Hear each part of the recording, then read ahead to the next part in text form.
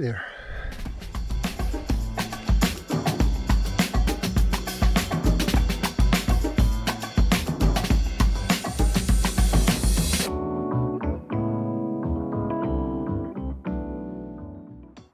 Now there are two videos ahead of this that talk about the project and what we were trying to accomplish with it. I'll link those at the end so you can kind of catch up.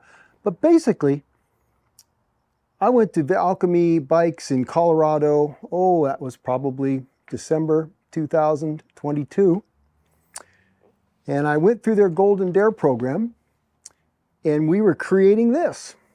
I wanted to experience what it was like to order a custom bike through them, to go through their whole process. It's pretty elaborate, really, and really rather concierge. I wanted to experience that, and I wanted to see if I could build a bike that would replace my much-loved Linsky GR250 titanium gravel bike I've had for, 5 years at least now.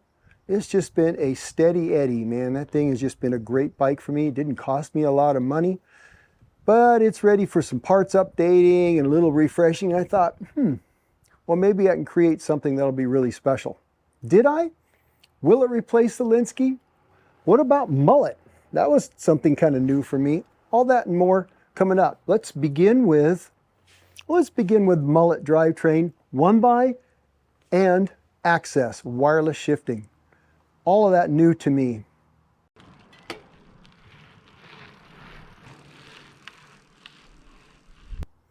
Mullet being, you're running a mountain bike cassette. In this case, it's a 10, 50, 12-speed cassette, Eagle, with a mountain bike derailleur, Eagle, again, with SRAM Force road bike shifters, brake levers. Now, what that promises you is a big range. 40-10, it's a pretty tall gear. I wasn't spinning out until maybe 35 miles an hour. That's fast enough for me on a gravel bike. But a 40-50, well, that's a pretty low gear. I never wanted for anything lower, that's for sure. That was pretty awesome. And it's also very simple, isn't it? 1x. You can never be in the wrong chain ring like you can with 2x. You come around the corner, the trail goes up, you're like, uh-oh. Well, not with 1x. It's like riding a mountain bike. So that's pretty cool too. It's very simple, and the simplicity of that has attracted a lot of people for 1x for gravel. But the Mullet itself, I have to say, I see the potential, but it left me a little bit wanting. And I think that's because of the way I ride a gravel bike. Not necessarily Mullet for its own sake is a failure, but I do a lot of road riding. I do a lot of fairly gentle gradient climbs for hours. It might be 5 to 9, 10%, but they will go on and on and on. And both of those situations, riding the road to get to gravel and long gradual climbs, are really best served with a closer ratio cassette. So those jumps in between gears are more gradual, they're not so dramatic.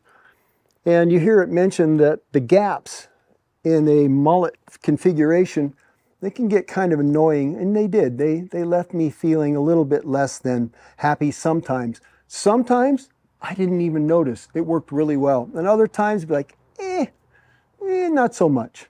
So for me, for the way I ride, the Mullet isn't the thing.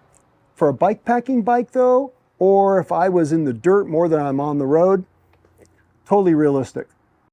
Now I have to say as well, there was something going on with the drivetrain. If you look at the video, you can see what I'm talking about. For some reason, there seemed to be an awful lot of resistance in the drivetrain to spin freely. And look at the video, you can see on my Linsky, you'll see how with the 2x, I spin the crank, it goes around at least one full revolution, 1 1/4, 1 1/2 maybe before it stops.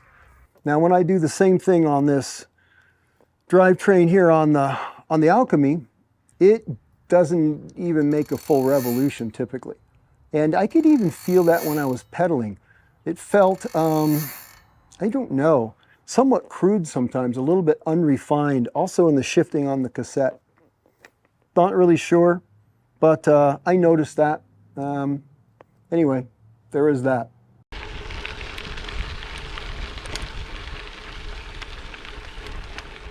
Now, AXS, I don't know, AXS, however SRAM says that.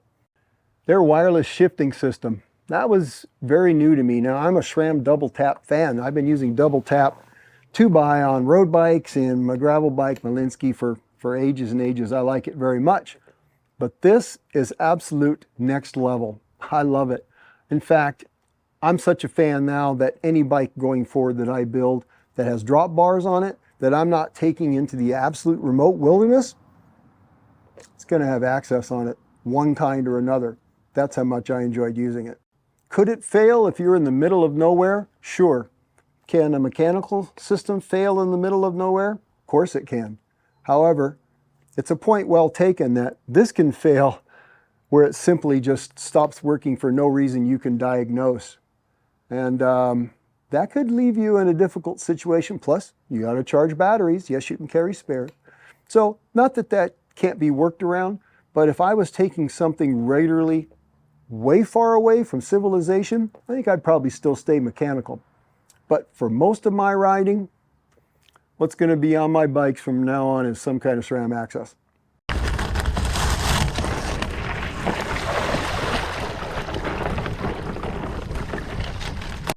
Now, let's get to the bike itself. First of all, this is about 2 pounds lighter than my Linsky. This right here, as you see it, is 19.5 pounds. That's not too bad for a Thai bike.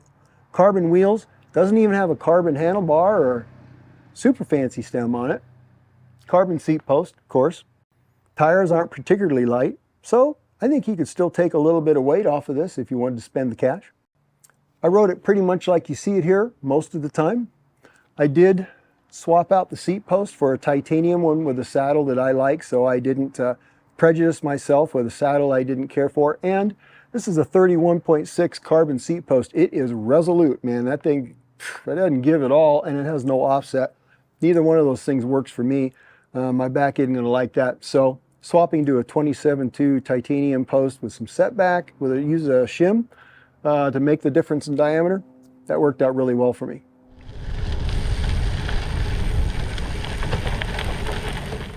Now, I rode it without one at first just to get a feel for the bike. I also added a Redshift shock stop stem to it.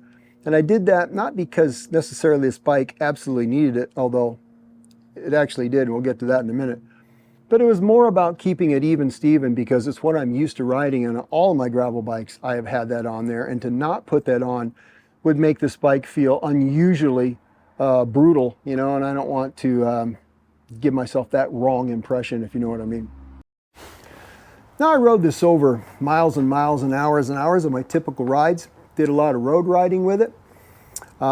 Did some long climbs, some fast ascents. Did my typical rides around here up in the middle of, the forest, you know, on roads that haven't been maintained in ages.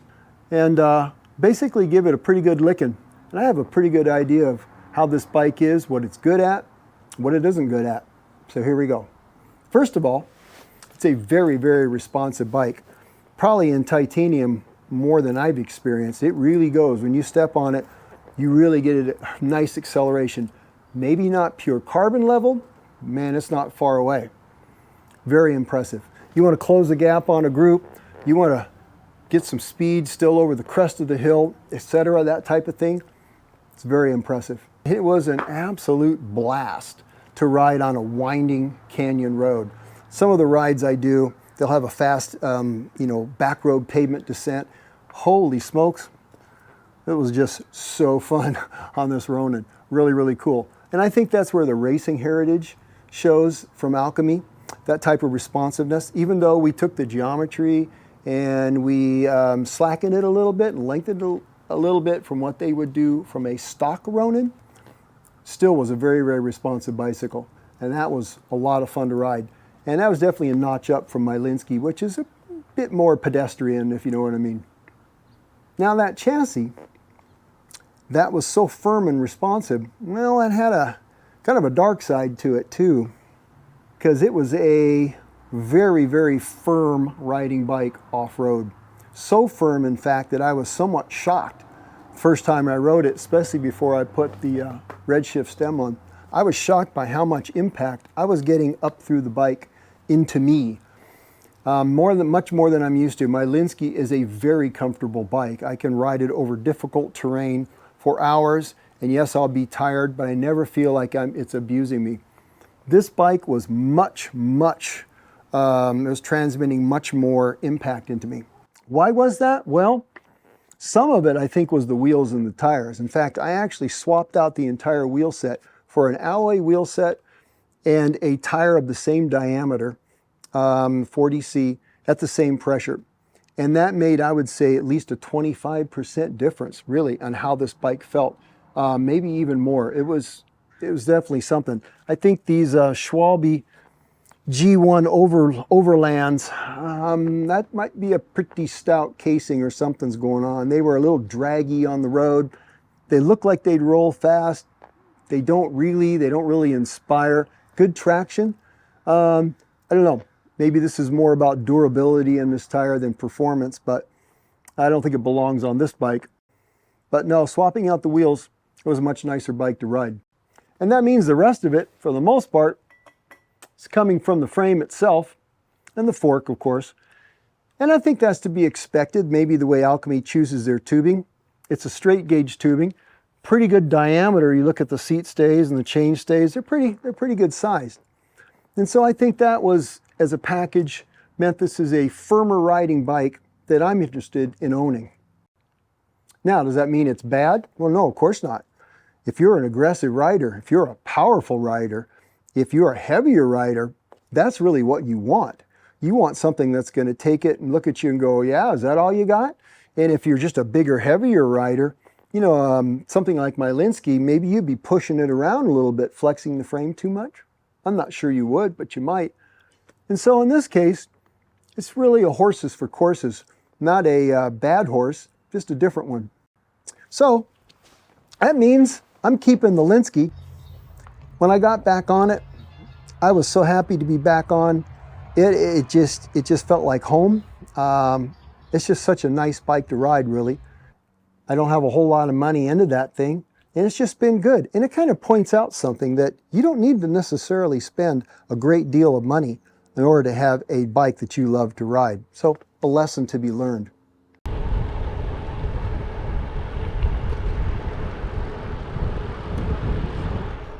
So all that's left is to talk about Alchemy, the Golden D.A.R.E program, and really how that was to experience that.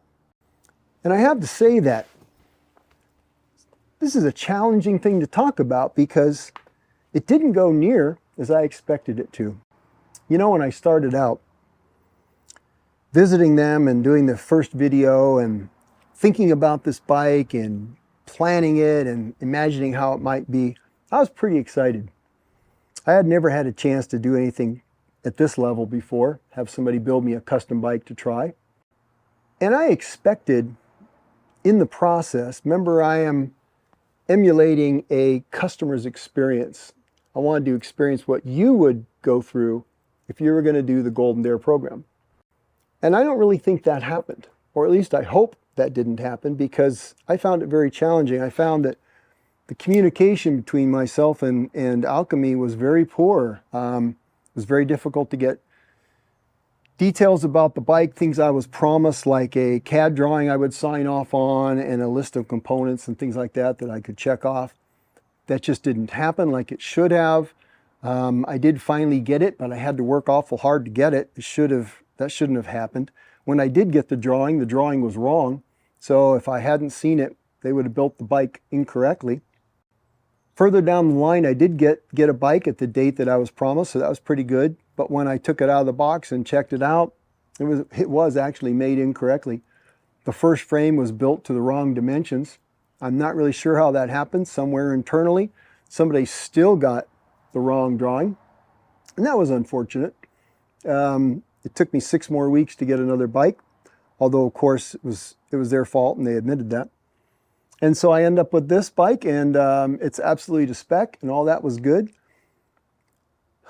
But I was really anticipating a relationship between Alchemy and I through all of this. Because if I was the customer, and if I was paying somewhere around $9,500 or so for this bike you see here, and I was going for the Golden D.A.R.E program, which has additional cost to it, a little bit, I would anticipate that Alchemy and I, we'd be buds. I don't want a daily call, but I would expect that we would have a very high level of communication, that they would be as excited about the bike as I am. And that just didn't happen, and I'm not sure why. Sometimes, you know, you can catch a company just in a bad time. Timing isn't right. Could have been that. Could have been they kind of lost focus on what we were trying to accomplish, and I just seemed like a pain in the butt, maybe. I'm not really sure. I don't know if I'll ever know. I was definitely disappointed in how the process to get it went. And that saddened me, because it could have been really, really cool, huh? Anyway, it is what it is. It'll be going back to them. It'll be for sale.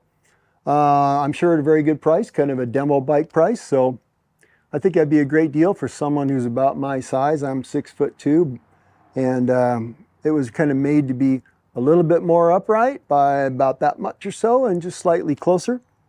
So could be good. Could be a good deal. I'll put in the comments down below, you know, if the bike sells. I'll put that in the description, so you won't have to bug Alchemy 6 months from now when the bike's been sold. Okay? All right, you guys. Thanks for listening to all of this long-winded talk about this really beautiful bicycle. Not sure what I'll do in the future. I got some things coming in titanium, believe it or not. Gravel and all-road. Maybe one of them is going to, I don't know, topple Linsky off the top of the heap. We'll see. If not, I'm going to keep riding that little bike until it just falls apart, and it's titanium, and so probably that's going to be forever. I'll probably fall apart first. All right, guys, you take care. Granny gear out for Old Guy in a Bike.